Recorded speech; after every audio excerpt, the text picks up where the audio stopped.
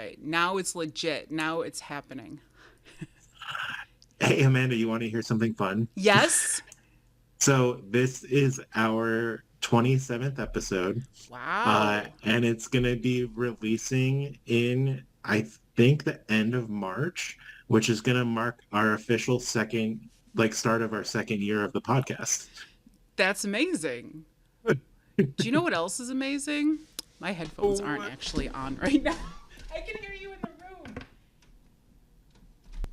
Which means my microphone could hear you in the room too. Hi.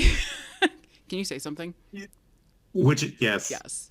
Is that better? It's so much better. I was like, what the hell's It's so happening? fun considering 5 minutes ago I said we are known for being free of technical difficulties. Thanks for jinxing us. That was awesome.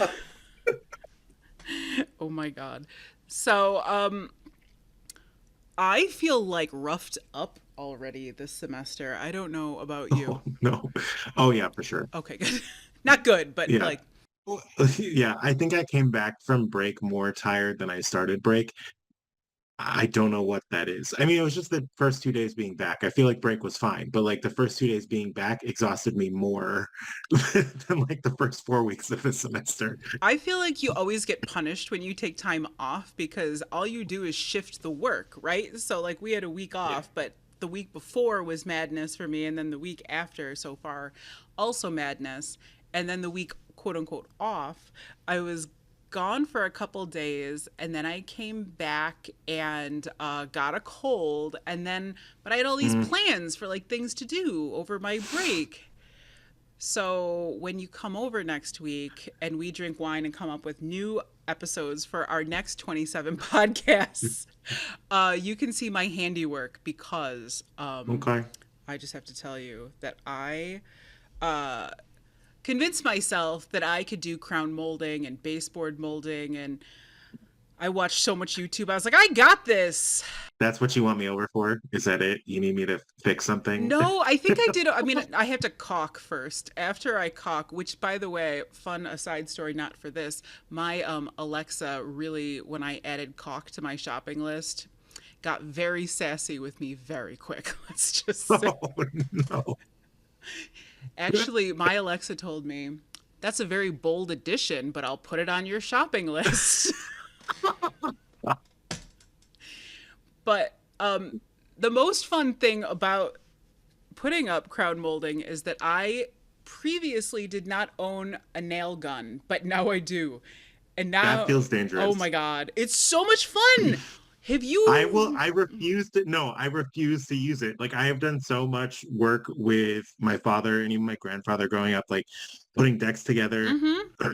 The number of times we've added additions onto the garage that I've been there to help with, and I will not because I don't want a nail through my hand or arm or like in my head or anything like that or my foot. And I'm like terrified.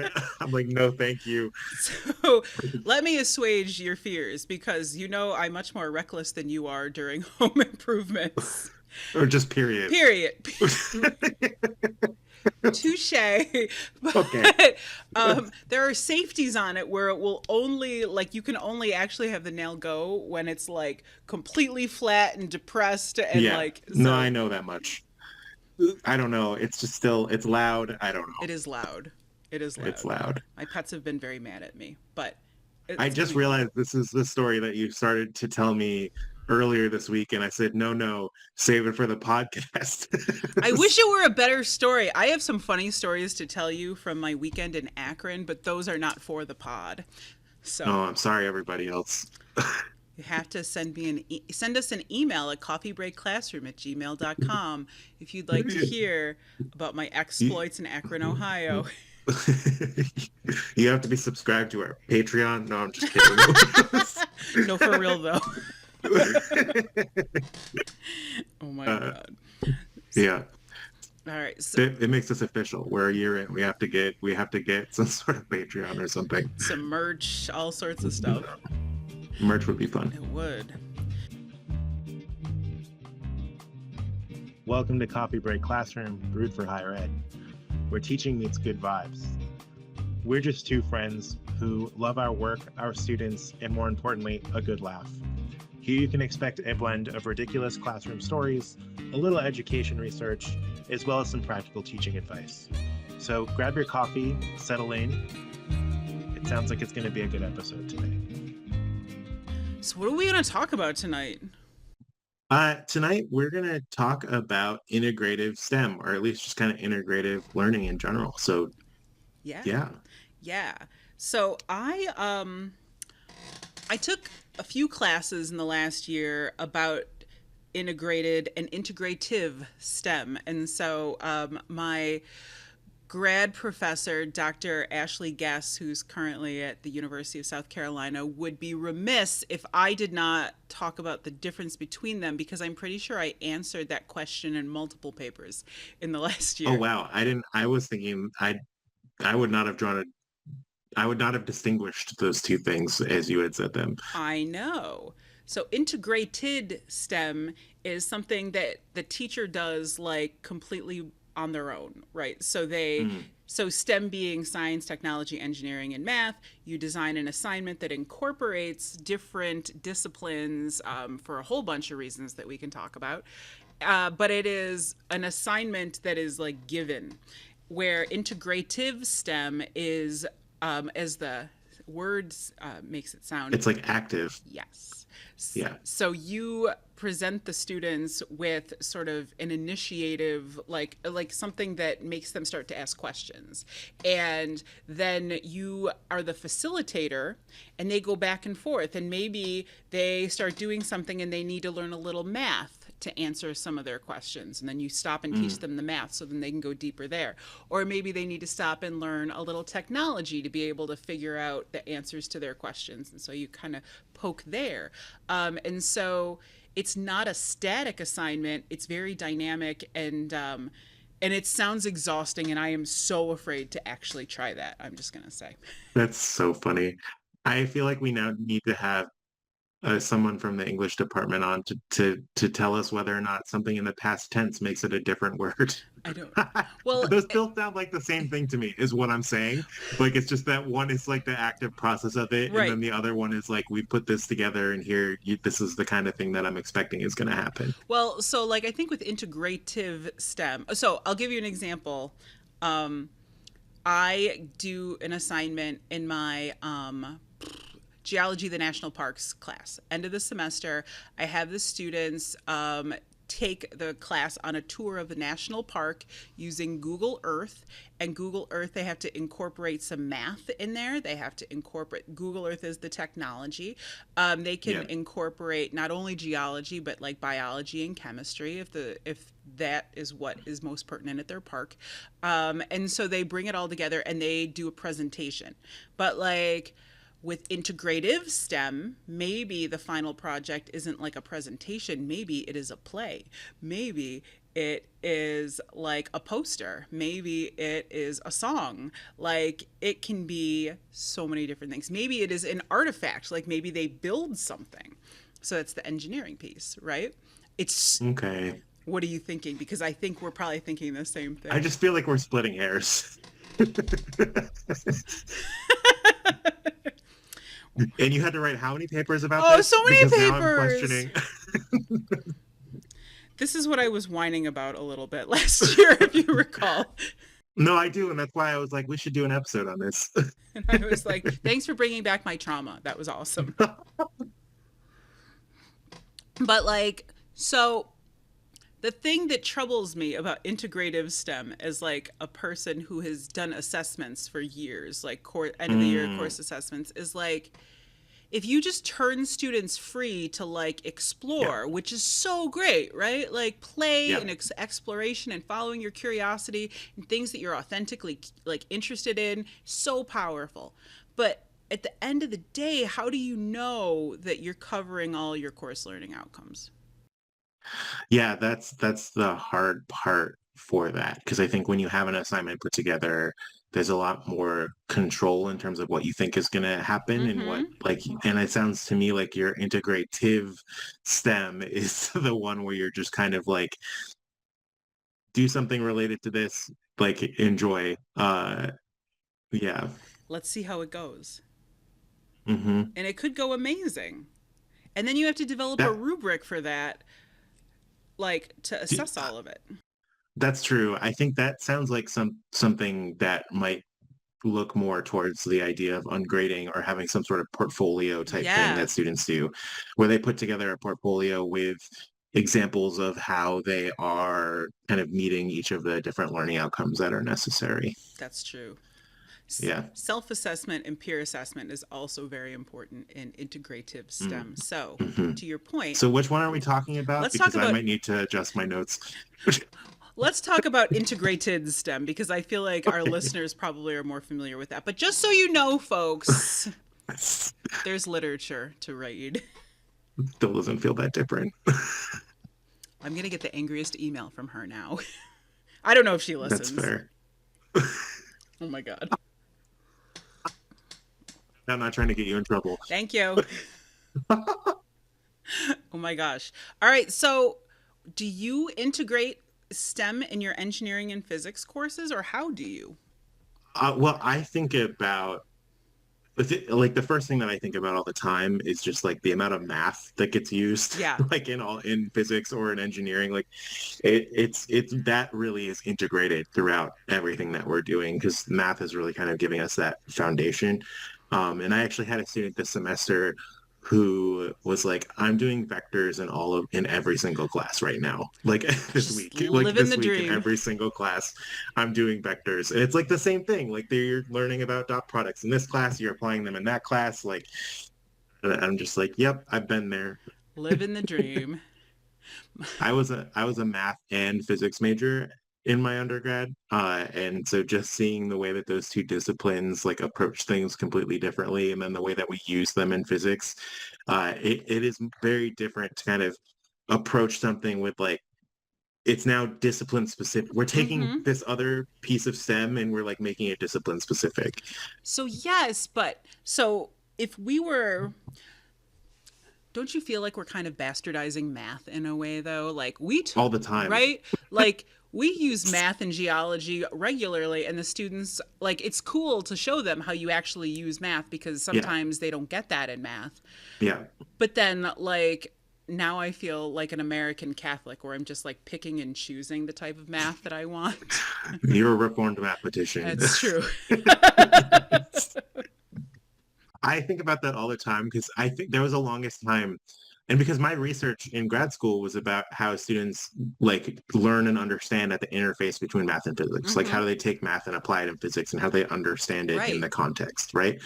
Um, like I used to think all the time, we would just be so much better served, like just kind of teaching our own math class, and that makes me feel bad. I'm just like we should be, and we do actually upper division physics. Like course, there's a course in upper division physics called mathematical physics, or Wow. mathematical methods. We have a math methods course that we teach that's like specific methods that we take from math and are like setting students up for the things that they're doing in upper division courses. It's not anything we do where we're at now because it's definitely more of a Right. junior level type thing, but like that's something that's common in all physics programs and it like surprises math people because that's our bastardization of math. Yeah. Like it's just like we're looking at stuff in a completely different way. Yes.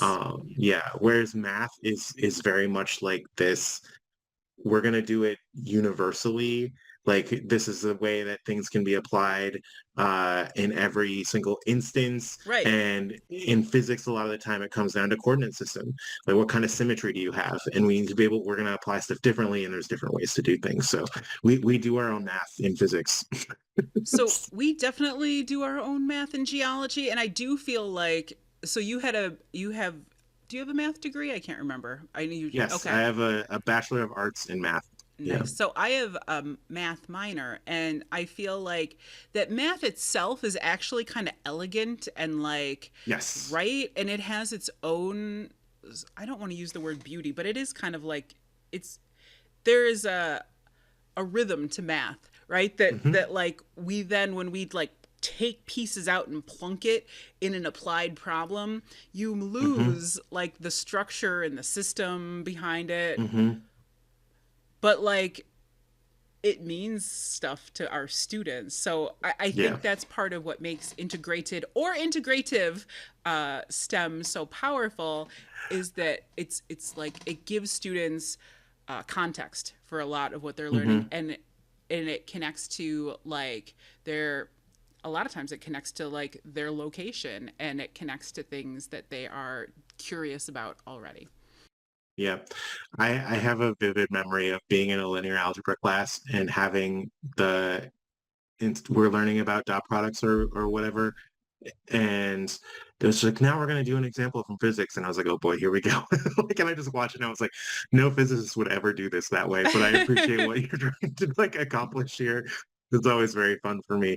But I do think like it's useful, especially in math classes, to be able to have that kind of grounding sometimes. Because Yes. like there is that kind of nice elegance to it, and it really is the foundational language, like the ones and zeros behind like how everything works, right?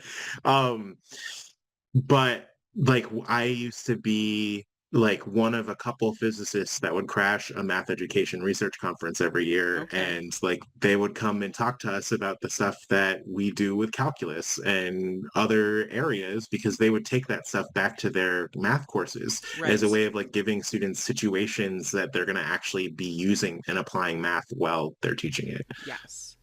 Yes. I think that's awesome. Um, Yeah. So, one of the really cool stories. So, I teach a class. I'm lucky enough to teach a class every couple of years, a field studies class in geology. And this is pretty rare at community colleges, but we have been successfully running this class for a long time now, where we take students out into the field. I've talked about it on the pod a bunch of times, but like Hmm. one of the cool things about like learning geology in the field is that I think it just breaks down so many walls. First of all, like the idea of like STEM is that idea that every nothing is actually in isolation. Yeah, correct. Right, like you're standing there in front of a mountain, right, and you can see the rock types for the mountain, and you can see that the mountain has been glaciated, and you can see that there's a river at the base of the mountain that's eroding it, and you can see that there's different plants that are found there, and different organisms, and like then you realize that each one of these things is like a separate standalone chapter that we like teach students, but in reality it's like boom, they're all together the whole time. I think about that a lot too, especially when we're talking about like students and them struggling or like expecting like you're gonna have to use this in the real world, and it's just like yes, but it's like in context and in concert with Right. everything else. Whereas like right now, you're taking five separate classes that don't speak to each other Right. at all. Right. And like it's not, that's not how it is. That's not how it works. So like it's not that they're having a challenging time like with this particular assignment and like then that they're never going to be able to handle it in the real world. It's that like in the real world, they're doing all of these things and they're connected to each other. Yeah. So like it's not, you don't need, I don't know. I don't think I got exactly where I wanted to with that, but my brain's not firing on all cylinders right now. It happens. It happens. Yeah, like I every time I'm out there, I'm like, why do we teach the way we teach? Like it's stupid. Hmm. Like it's stupid. But then in a classroom, it feels so different. Like Yeah. it doesn't feel like you can But just pull everything in together. that's why I want to like have some sort of class that is teaching students both calculus and physics at the same time. Like, can Mhm. you imagine like the power for that? Yeah. Because it allows you to sometimes pick and choose the stuff that's necessary for your discipline. Mhm. Um, and like how much do we have to get into some of that foundational stuff? How Right. necessary is it for our students in our fields, even though it's important for like understanding the like full foundation of whatever it is they're doing in this other discipline. Mhm. Yeah. Yeah. So one of the videos is before we go into the field, we do like 10 weeks of like lecture stuff and lab stuff in the Hmm. classroom. And there's this video that we show that parts of it are not super accurate, but overall it is. But it's about, and I love it because it shows the integrative nature of like reality. And it's about how in Yellowstone in 1995, conservationists reintroduced wolves to the park after like 70 years of them being hunted to extinction. And so 70 years ago, the Yellowstone looked incredibly different. The amount of humans there were incredibly different, but in the 80s and the early 90s, there were, because there had been no elk for a really long time. I'm sorry, not now elk, but no wolves. Elk populations were really, really high. And so, for a lot of our listeners who live in areas of the country where it is not uncommon to hit a deer with your car or to have your car hit by a deer, Right, yeah. we know that part of the reason the deer populations are so high is because they have no natural predators. And to be fair, in Yellowstone, there are bears that could kill an elk calf for sure. But the elk population had really like increased dramatically. I think there were something like over 20,000 elk in Yellowstone, which is insane. Um, I'm thinking about all the math you could do to be modeling populations and stuff like that. yes, Like there's some fun differential equations you can do. yes, Like I had a grad level mathematical methods course, mm-hmm, like yeah, because we also do it there uh too. huh. And we were modeling populations with differential equations. I did That's something cool. looking at like fireflies, Mm-hmm. because fireflies will like sync up their butt flashes. I didn't know that.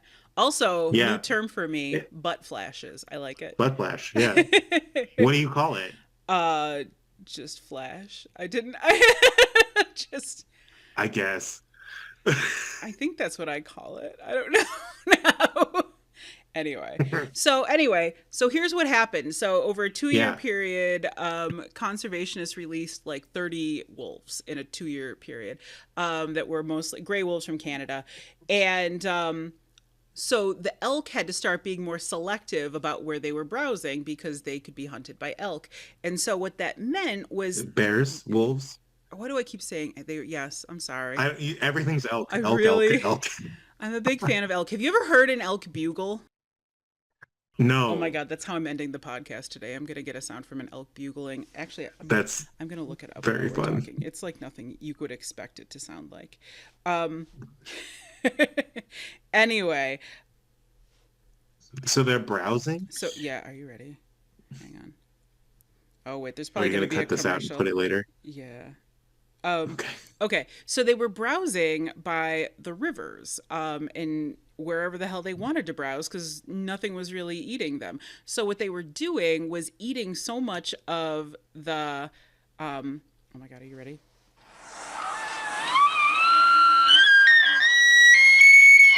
Can you hear that? So the elk were eating all along the side of the rivers, which is what ecologists and environmental scientists call the riparian corridor. And what was happening is that it destabilizes riverbanks. And so the rivers erode more, the rivers widen, instead of narrow and deepen. And so they were getting shallower. And so then the rivers were getting warmer. And warmer temperature also then controls what, it controls the dissolved oxygen, and it can control what fish and organisms can live in a stream. So it had a whole big trophic level of impact. And so when they reintroduced the wolves to hunt the elk, what happened was they started being more selective about where they grazed. And so within like 20, 30 years, we started having more willow and aspen trees grow along the banks of the rivers, which helped to stabilize the rivers. They deepened, they got cooler. The willows and the aspen turned out to be really good food for beavers, which were almost completely out of the park, by the late 90s. And so the beavers then came and cut down some of them, and they've created larger pools, which is useful to organisms during drought. But like literally reintroducing the wolves changed the shape of the rivers. And that is Yeah. cool. Also cool, elk bugling, but that's for another Yeah, time. I have it pulled up right now on my phone, Okay. so we can get my reaction to this. I would like you to see this. That was not what I was I expecting. know. It sounds like a flute. Like a flute that like someone doesn't know how to play. Having had a daughter who played the flute badly. Anyway, integrative stuff. You don't want to talk about the daughter who played the flute badly. Oh, so both of my children for 1 year in middle school played the violin so badly. so badly. Yeah. And like they tried practicing together, and the only thing worse than bad violin is bad violin that is like a second behind another bad violin. It was like torture. So then thankfully Chloe joined choir the following year, but Isabel decided she was going to play the flute because she could carry it easily in her backpack. So with that Reasonable choice. inspiration, yes. So That's so funny. so There flute. is actually a lot of kind of integration there with music too. Mhm. If you wanted to think about the idea of like Steam for a Yes. second, I don't know how much of a big deal that was in your class. Um, Well, I took a whole class a on integrative steam. Integrated a and separate yes. one? Oh Yes. God. That's Yikes. correct. So I will But I was just say, thinking about yes, go ahead. okay, go No, ahead. you. I was just thinking about the acoustics and like waves and frequency and all of that kind of stuff is things that we talk about in physics, like wave Yeah. superposition, standing waves. Um, we have a really fun experiment that we do at the end of the physics course where we have this really long tube and you just play a sound in it and you can like increase the length of the tube and it causes the sound to get louder and quieter and you can find those resonant frequencies. That's very It's fun. pretty cool. Yeah. That's very cool. That sounds like a loud lab. It is, yeah. It's actually just because I find one high pitch frequency on my phone and play it into the tube. You should But do there's so much. elk bugling into the tube this You're semester. right. I should definitely use the elk bugling. But there's a lot that goes into that if you want to really analyze what's happening with music and instruments, because you can think about the vibration of like a violin string as kind of a Yep. type of wave because it is. The any sort of like hollow instrument, right, has the way that the frequencies will kind of vibrate and resonate with each other. And like when you're playing the flute and you're pressing the buttons, it's changing where the air is able to kind of oscillate, which is what affects the sound. So there's a lot of science that actually goes on with that. Well, now Isabel does not play the flute anymore, but however, she has saved her recorder from fourth grade. And so occasionally I will hear the melody, the sweet melody of hot cross buns, like drifting through the Just for house. fun, just randomly. Yes, That's wild. she will find it and play hot cross buns and then FaceTime her friends and play hot cross buns for them as well.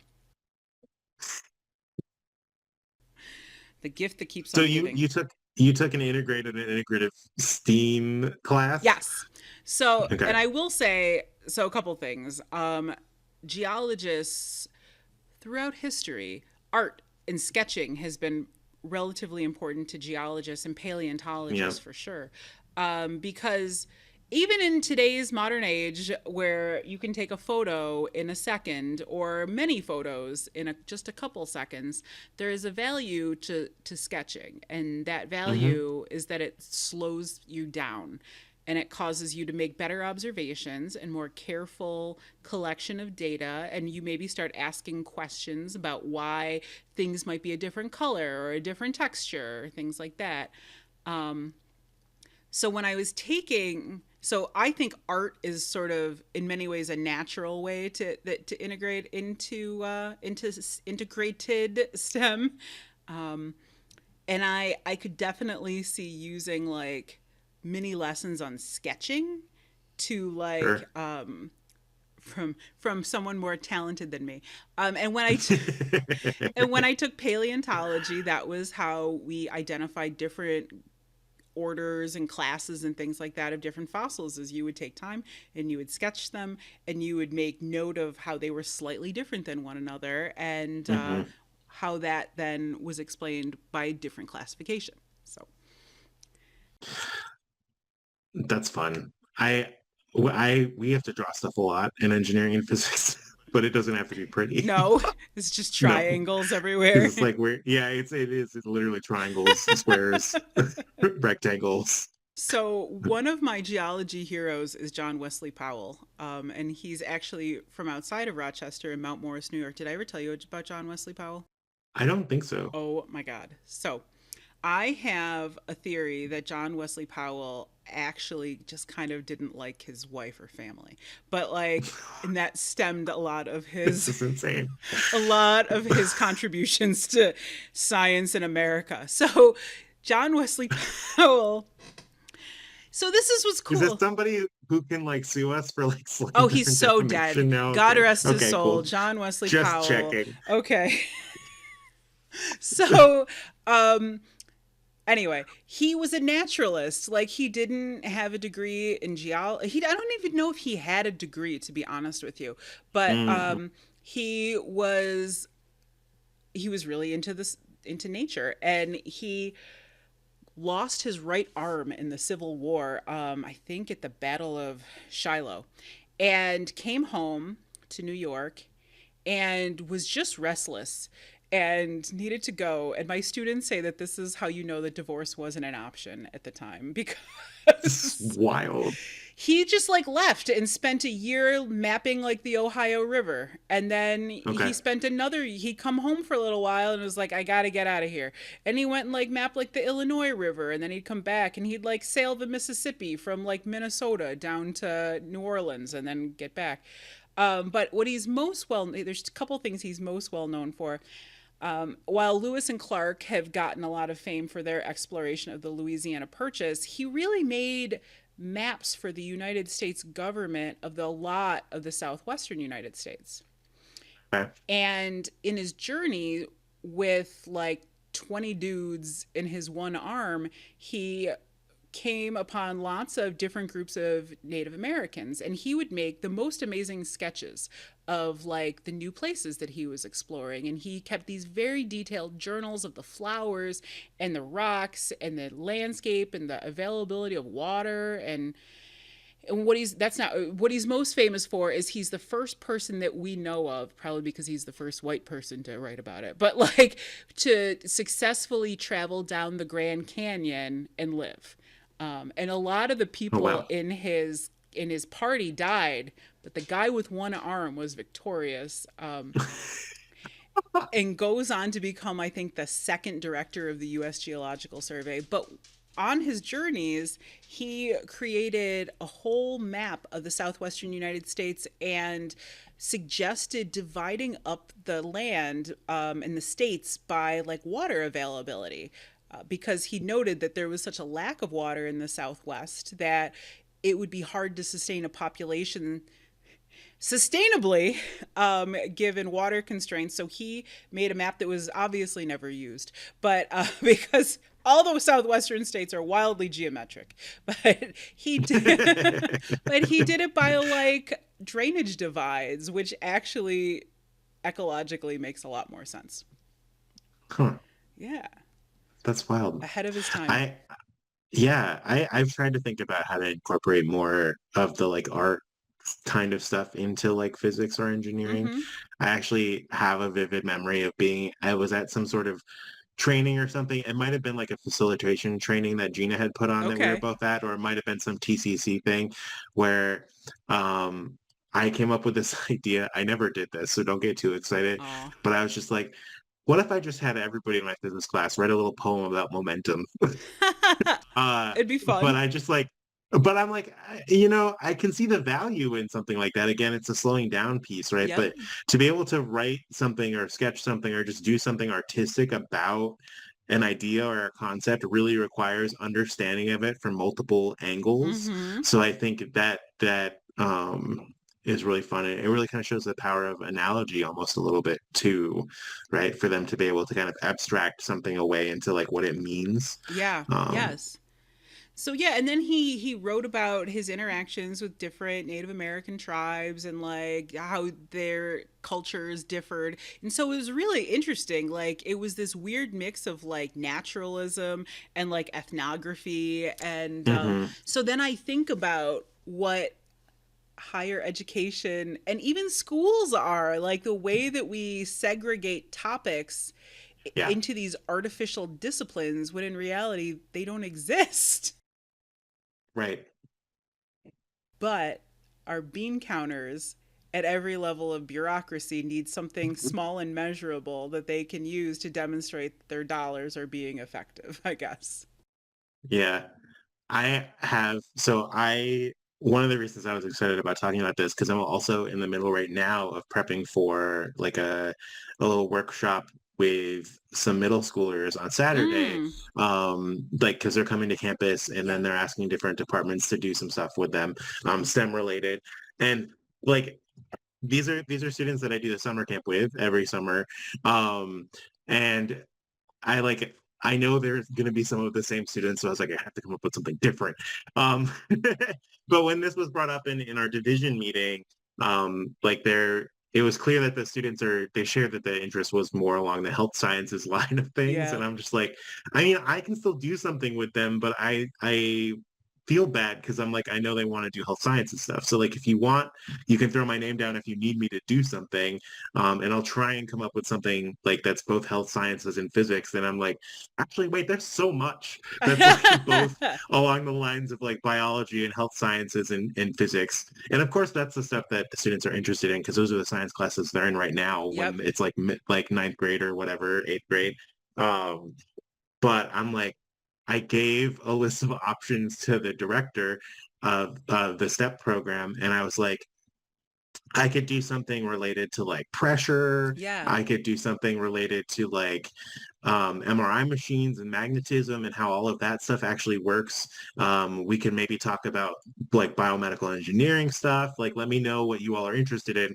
She went and brought it back to the committee, came back to me and was just like, they told me you could do whatever you want. Like this is our completely new director. She's like, these people said you could do whatever you want, and they were like, oh, it's Ben. Yeah, he can do whatever he wants. And I was like, okay, that's not helpful. So I decided to do something on pressure. And so I'm looking for like this kind of hands-on experience. I was like, blood pressure is kind of like the touchstone that I have in my head, right? Okay. Because like thinking about the idea of blood pressure, fluid pressure is something we deal with a lot in physics. We talk about the way that you have water flowing through a pipe and how like the pressure differences are Yep. as the pipe constricts or that kind of stuff. Totally related to the human body, totally related to the kinds of things that you might have to do at a doctor's office as a patient, Yeah. right? So being able to just kind of give students the touchstone of physics in the area that they're interested in and kind of tie those two things together was something that I was looking forward to. But as I was doing that, I was like, wait a minute. I was looking at experiments. I was Yep. just Googling on the internet, looking at hands-on things I can do with students Yes. to try and tie the two things together. And I found this, which I made, and I will explain for Oh, our audio wow. listeners. This is actually a model of a human lung. Oh. There's a balloon inside of here, and I've got another balloon that I've cut up down here, but you can actually see maybe as I Lift it like up a little push bit. and There we go. pull, Okay, yes. as I push and pull on the bottom balloon, right, that simulates the diaphragm, it's actually pulling air and pushing air in and out of the balloon that's inside of the That's container. interesting. How do you Isn't have it, right? that balloon like affixed there? Is that just packing There's tape? tape. I Okay. have it packing tape around here. So I cut one balloon up. I cut a soda bottle in half. Cut up one balloon. Put that balloon around the bottom to kind of make this diaphragm piece. Uh-huh. This other balloon's intact. There's a straw in it. There's this rubber band that's kind of holding that together, Mm-hmm. and then it's folded over. So I've got this kind of enclosed air system here, which is like the human body, Okay. and then the straw is allowing air to flow in and out of the balloon that's inside the container. Okay. So like I found out because this is something I didn't know, like as I was actually like looking into this, that I'm like the whole reason we're able to breathe, it's from our diaphragm. Like I the didn't know that muscles either. the muscles contract in your diaphragm, which is like pulling down on this balloon, which causes the pressure differences in your body cavity and makes you pull air in through your like face. So when So you're inhaling, what you're really doing internally is you're stretching your diaphragm. just contract, just yeah, just contracting your diaphragm, Wow. right? Yeah. Like I was just like, I will never think about breathing the same again. like like Wow. that every breath that you're making has nothing to do with your nose. It's all your diaphragm, like muscles And contracting. your nose is just like the straw. It's just the hole. Exactly, 100%, which is like a wild thing to me that I would have never understand, but it's all about pressure differences inside and outside of the balloon. So Wow. we can talk about air pressure, we can talk about weather because high and low pressure systems are literally what creates our weather Yep. happening from like the flow of air from Mm-hmm. high pressure to low pressure. Um, like if you had compressed air and you poke a hole in it, all the stuff is going to come out because it's like high pressure to low pressure. That's literally what is creating like the flow of weather. And then to tie that to blood pressure, to tie that to the way that we actually breathe as human beings is like the neat thing about how much physics there is inside the human body. And all of the pressure in the atmosphere is just the result of unequal distribution of heat from the sun. All of that, it's Mm-hmm. so funny. Anyway, you just made me Yeah. think about diagrams in my head. It was good. It was cool. Diaphragms to diagrams. Yeah. Yes. Right. So they're going to be, the students are going to be making these on Saturday. So I'm going to be like, we're going to make a human model of a lung and then we'll talk about it afterwards. But like, yeah, That's cool. if we want to abstract a little bit further from that, because this is something, if we can tie in a little bit of chemistry to this too, right, is that if you think about the way, like to even move that muscle in the first place, right, you have to send a signal from your brain, like through a like dense packet of cells called neurons. Right? And like the way that those signals fire, it literally is like a little bit of kind of electricity because there are these in the cell walls, Uh-huh. right, of the neurons. There are a bunch of these. Now I'm forgetting the word, but I'm pretty sure they're just everything's a protein that's in the lipid wall. But there's like these channels that open up and allow negative and positive ions to flow, and so that it triggers those channels to open up along the neuron, which is just this whole like change of charge that's flowing into the cell along the entire length. And then that like shock at the end of the nerve cell chain onto the muscle fibers is what causes them to constrict. So it's just like if you get tased, right, there, that's the reason you constrict is because that's the way that the muscles are set up. But like you do that. So it's like electrical signal circuitry to like contracting your diaphragm to pressure differences to pull air into your body. And it's just like the human body is insane. It is. But I would like to pause, remind our audience there will be a quiz at the end of today's episode, and then also point out that when I talked about an integrated example, there was elk bugling noises. Yeah, you're more fun than me. We already know And that. you are like the lipid protein to the cell wall. That was amazing. I was impressed. All right. I had a really fun AP bio class in high school. I don't I know. see that. I see that. Yeah. You better email that teacher too. Oh my God. That's amazing. That's cool. Yeah, but it's like a really fun way to kind of get students excited about learning STEM in the context of showing them every bit of STEM, like all kind of connected to each other. So when I teach about clay particles, which sounds a bit dry and often is, what I tell students, there's like actually a bunch of different type of clay minerals, but and the only reason that clay ever turns into mud and then settles is because they're like there's electrical attraction between those particles because they're Mm, usually charged. But what they remember is that there are clay particles in Frosties, like Wendy's Frosties, because and that's why they have that crazy frosty texture, and that's why they like don't melt that fast, is because of the that's clay wild. particles in there. It like slows the melting, and Food science. yeah, food science. Exactly, Yeah. exactly. Good stuff. Well, that's fun. I bet the kids will have a blast. I think it'll be a lot of fun. I'm gonna have them do a little word web thing at the beginning and just whatever art that they want, just like anything related to pressure, put it down on a piece of paper so we can all talk about it where they're at and talk about stuff they already understand. And Mm-hmm. then um we'll talk about some of the generic pressure physics stuff and then we'll tie it into the heart and lungs aspect of things. And then they'll make this and then we'll talk about the actual physics that's going on because I'm basically going to introduce them to the idea of like we're going to talk about blood pressure stuff, Yep. then we're going to talk about, and I'm going to be like, just kidding, we're going to make a model of the human lung, and I'm not going to explain any of how the air works because I want them to just be excited when they like pull down on the diaphragm and they just see what happens there, and I'm just like, it's going to be fun. That's very cool. That's very Yeah. cool. Do you always have space to integrate STEM into your classroom? Because, like, sometimes, so In a perfect world, I think we should teach like STEM classes, not like science classes, tech Mm, classes, engineering classes, and math classes. I think we should teach yeah. like like s- like where it's integrated into your course learning outcomes, like where everything is integrated together. And then I think you could explore like your local city, like STEM in your local Mm, city. Like you could have like a theme, like a sustainability, or you could have like resources, or you could do stuff like that where,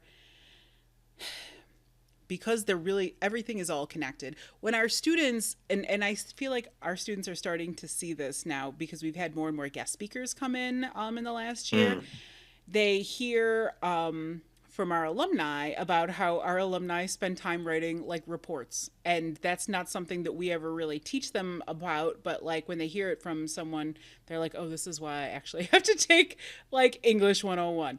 And yeah. they hear about how our folks have to like navigate between like a project manager who has an agenda, and like then maybe a landowner that gets like a little feisty with you. And so they're like, there's Hmm. interpersonal communication stuff. And so it's so Hmm. interesting because it just brings together all the things, like the reason we learn general education, right? So that we can connect Yeah. with people and that we are fully formed humans.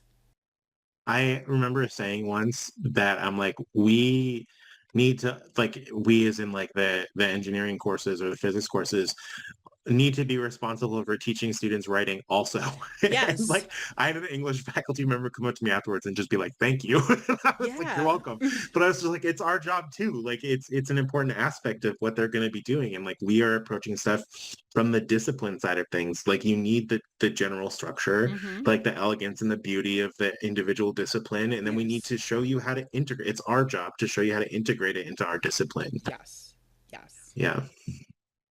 Because I don't think they think about that when they're like worried about like getting through tests and making sure all their papers Hmm. are in on time. They're not thinking about like how everything they're learning is like a piece to a puzzle, but they can't see the puzzle yet. Yeah. It's cool. Yeah. I mean, the thing is, when I'm doing engineering stuff, it literally is just like physics with a purpose. Like, it's really most of the stuff that I'm Okay. doing because we still think about forces. It's all about forces Mm-hmm. in the way that like loads are acting on beams and how that is causing things to happen. And so it's all of the result of the physics of interaction with the natural environment. And we're just using math as kind of the courier to be able to like interpret uh, the things that are going to happen and where a beam's going to break. And it's Yeah. like wild. Yeah. So when I was an undergrad, I took a geochemistry course and an isotope geology course. And that's when I realized that I was like, oh my God, everything is actually chemistry. Like all of these Mm-hmm. things that I've been learning about are really just chemistry. But then chemistry is really just physics, and physics is 100%. really just Just math. math. So Yeah. everything is really just math. That's the end of it. Everything's math. I know. 100%. I actually think about that a lot because I remember being in a general chemistry class and learning about like the different shells that electrons Yep. can exist in, right? Like you have the S shells and the P shells and like you have up and down spins on electrons and like that's all quantum mechanics. Right. Like Mm-hmm. I've taught quantum mechanics and I'm just like it's so wild that the shapes that I looked at and used to be in a display case Mm-hmm. in built on the floor of building 7 are like the mathematical like representations of functions that are the solutions to a three-dimensional spherical coordinate system solution of Schrodinger's equation. That's That'll be the wild. bonus question on the quiz. But I'm just like I because I've done that in upper division quantum mechanics. I've actually solved like or like worked with that equation and Mm-hmm. seen those solutions. And it all comes from solving a differential equation, math, like Yes. related to the interaction between one electron and one proton. If you have any more than that, you can't do it. The math is too complicated. But like, and so we just those that's where all of the S shells and the P shells come from. It's like quantum mechanics stuff, which is just wild to me. Well, I remember in my geochemistry course, we mathematically proved that the Big Bang happened using like the mass of like electrons. And then also at the end of it, my professor Dr. Boger, who may or may not listen to this, probably not. He showed us that like and this was 20 years ago. We know neutrinos have mass now, but like it was like if neutrinos had mass, like that the Big Bang, there was enough material in the universe that like the Big Bang would like reverse at some point and come back together, and that this could be Mm-hmm. like a cyclical thing. But like that was a It's just oscillating. yes, we're just Yeah. part of a cycle. And it was Mm-hmm. like in the literally the lecture ended like, so if neutrinos have mass, then our universe could just be one of like a repeated cycle of universes. All right, well, I'll see you on Monday. I was like, what is Yeah. happening? Genius. Well, it's like when I drive around sometimes in the winter, I'm just like, snow is actually very, very cool because it's like the only reason we have snow is because of the way that like hydrogen, like H2O is set up in particular and the way that it interacts with each other, and that we are in a particular band of the solar The system, in a band on the earth that like is at the right like angle to like receive radiation from the sun, like limited enough that like water happens to just freeze and then fall from the sky. And I'm just like, that's kind of neat Is that when you what think you about it. remind yourself of to keep yourself going in late February in upstate New York when it is gray and snowing? You're like, we're really so lucky. Let's just reframe this. This is a gift. This is a constant gift. Sometimes, yes. Fair enough. Yes, there are a lot of magical things about like us being just the right distance from the sun where water can exist in three phases Yeah, even. but it's just like all science, right? Yeah. And I think that's kind of the point. Yeah. Yeah. There's like I feel like we're like I guess the liberal arts then are what may are take science and like humanize it, because when you think about like Yeah. poetry, right, and art, a lot of that is reflections of nature and Hmm. humanity, um, which is why we need to get rid of academic disciplines and you just get a No degree. No. thanks. We can't assess that. Oh my god, how would I show that on a multiple choice activity? Would not. Just burn the system down. Oh no. Well, I think that's it for our episode. I think I'm going to close this episode with nonstop elk bugling. I think that's fine. Cut out the part where you said burn the system down. Just to the sounds of bugling elk mating Yeah. calls, nonstop mating calls. Perfect. No, that's a good fade out. You're right. That's a good. You fade out on you saying that, and then just start up the elk bugling. Perfect. Oh my god. All right, that's cool. Well, oh, thanks everyone. There will be less elk bugling and conversations about proteins next next episode, maybe. And there's no quiz. You can head home early. That's right. No homework either. Yeah.